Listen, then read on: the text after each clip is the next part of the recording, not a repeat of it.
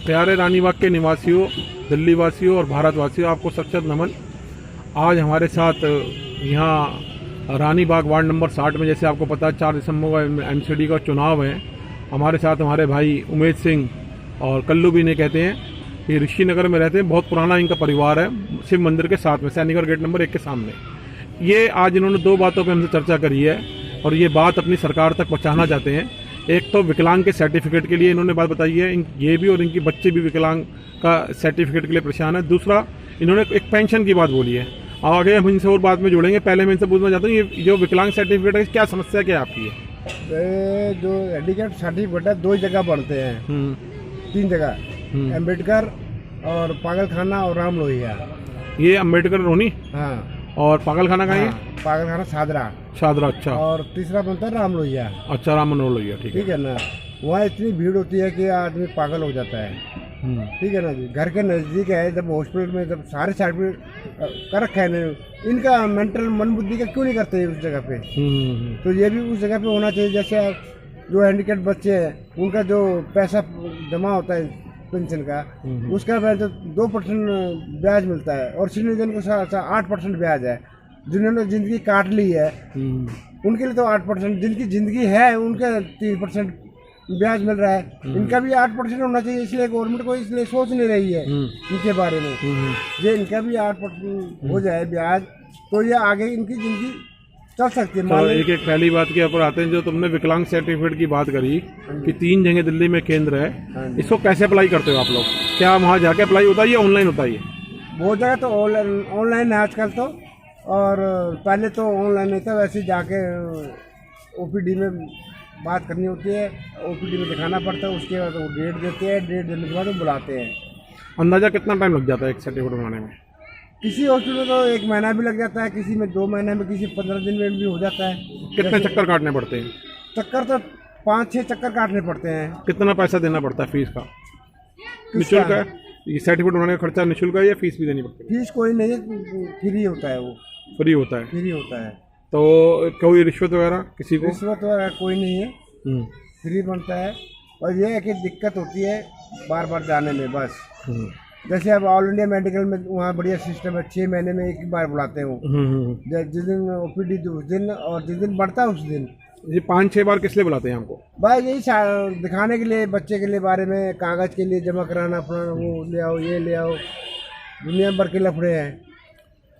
साथियों, हमारे यहाँ रानीबाग से आम आदमी पार्टी की महिला कार्यकर्ता हैं मिथिलेश पाठक बहन जी हमारी, और उन्होंने यहाँ ऋषि नगर में 75 साल के बाद पानी की लाइन बिछवाई है, दिल्ली जल बोर्ड की अभी 1 साल के पहले, इसलिए मैं उनका काम का श्रेय देता हूँ। हमारे बीच यहाँ बताओ। अब ये जो हैंडीकैप के खोखे मिल रहे हैं, ये लोग बोलते हैं 98 से बंद है।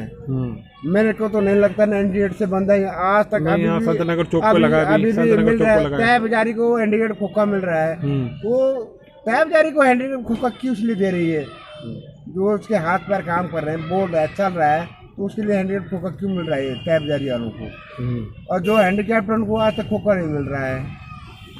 चलो, ये तीसरी समस्या होगी, बात करते हैं। साथियों, हमारे साथ यहाँ चुनाव में ज्योति अग्रवाल जी हैं कांग्रेस पार्टी से, अंजू खुराना जी जो मदन खुराना जी की धर्मपत्नी है। मैं साथियों ये बात करना चाहता हूँ कि आज आपके सामने विषय रखना चाहता हूँ कि ये हमारे भाई ये कहना चाहते हैं कि 3 जगह हमारे को ये बनवाना चाहता है, 5-6 बार चक्कर लगता है, दूर पड़ता है, 1.5-2 घंटे जाने के, 1.5-2 घंटे आने के, और लगभग पूरा दिन हो जाता है। तो काम धंधे का और बच्चे का भी दिन खराब होता है। इनका सीधा सीधा सरकार से मांग है कि जिस टाइम इस टाइम आधार कार्ड, वोटर कार्ड और बहुत सारे काम अब ऑनलाइन होने लगे हैं, तो ऑनलाइन इनका सारा प्रोसेस होना चाहिए। ये एक बात। दूसरा, ये चाहते हैं कि इनका कहने का मतलब ये है कि समस्या का समाधान कि यहाँ से जैसे डिस्ट्रिक्ट वाइज हो जाए। भगवान महावीर हॉस्पिटल है दिल्ली के अंदर, जितने भी सरकार के जो हॉस्पिटल हैं वहाँ सब जगह ये इसका एक काउंटर बन जाना चाहिए, ताकि ये वहाँ पे अपना जो भी इनका कॉरेस्पॉन्डेंस है वो वहाँ दे सकें, जांच जो भी है वहाँ करा सके, ताकि इनको इतनी दूर जाना ना पड़े, इनके बच्चों को ये परेशानी ना हो। ये एक बात है। दूसरी बात, इन्होंने पेंशन की बात, एक मिनट मेरे को बताने दो। दूसरी बात, इन्होंने पेंशन की बात बोली है कि 8% पेंशन ये चाहते हैं कि भाई जो ब्याज है रकम का FDR का, तो ये बात भी मैं सहमत है कि वाकई, क्योंकि जो आदमी विकलांग है, ये मंदबुद्धि है, उसको अपनी जो रोज़ की ज़रूरतें हैं, जिस तरह से महंगाई बढ़ रही है और बढ़ी है, उसके अंदर उसको जीवन यापन करना बहुत मुश्किल होता है। ऐसे के अंदर एक पिता जिनकी 4 लड़कियां भी हैं, तो एक बहुत बड़ा समस्या का इनको सामाजिक और आर्थिक तौर पर करना पड़ रहा है। सरकार की तरफ जब भी इन्होंने नज़र उठा के देखा है तो सरकार कहीं ना कहीं खामोश नजर आई है।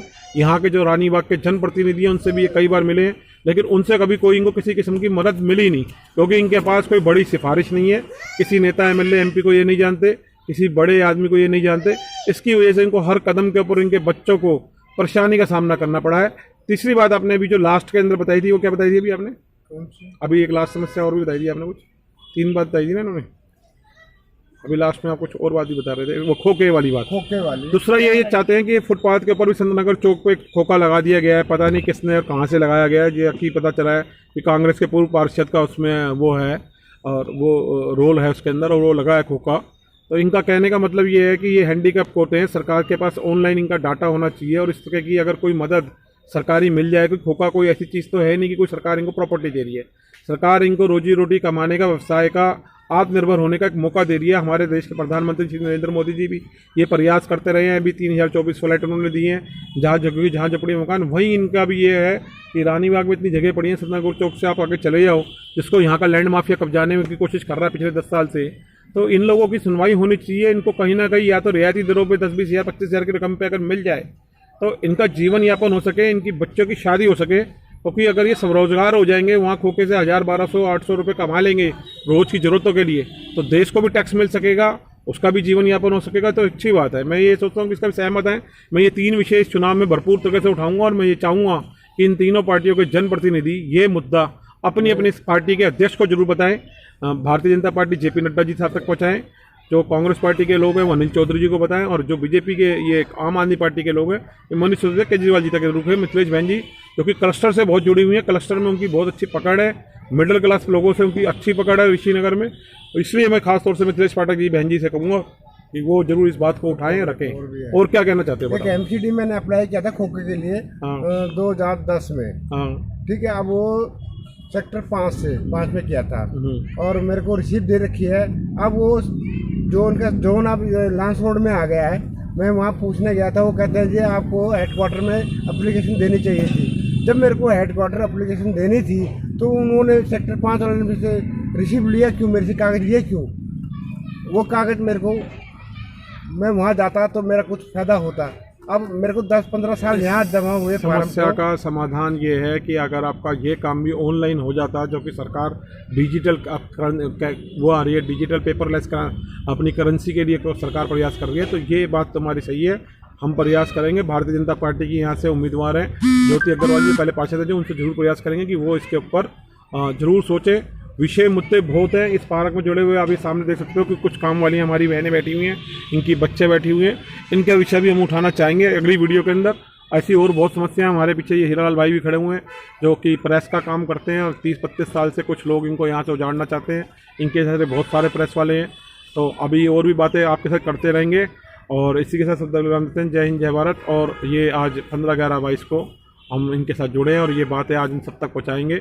इस जनता की बात, इस भाई की हमारी बात सीधा सरकार तक पहुँचाएंगे। अगले संवाद में इनसे पूछेंगे कि उसका क्या समाधान हुआ, लिखित पत्र व्यवहार भी करेंगे और ये संवाद हम इनको जरूर सूचित करेंगे। ऋषिनगर में रहते बात हो रहा है एक हॉस्पिटल में जो इन्होंने हैंडीकैप और सीनियर सिटीजन में और स्टाफ का एक काउंटर बना रखा है।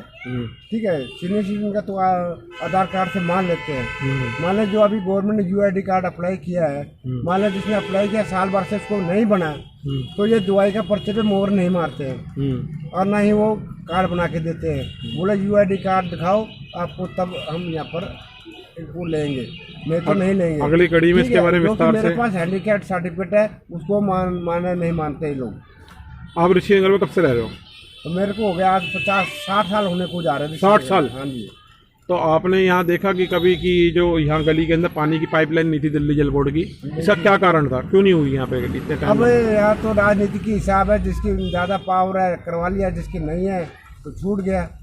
आपको पता है कि ये लाइन जो है हमारे प्रयासों के द्वारा मिथिलेश पाठक बहन जी ने किया था, आपने भी साइन करे थे उस पर। हाँ जी, हाँ जी, तो उनका धन्यवाद करना चाहोगे इस चीज़ के लिए? हाँ जी, हम धन्यवाद करना चाहते हैं। ठीक है, अगर आपकी ये समस्या हम शेयर करेंगे तीनों जनप्रतिनिधियों से, अगर जो भी उनका जवाब आएगा वो हम आपको जरूर सूचित करेंगे। इस तरह जय हिंद, जय भारत। आपका बहुत बहुत धन्यवाद।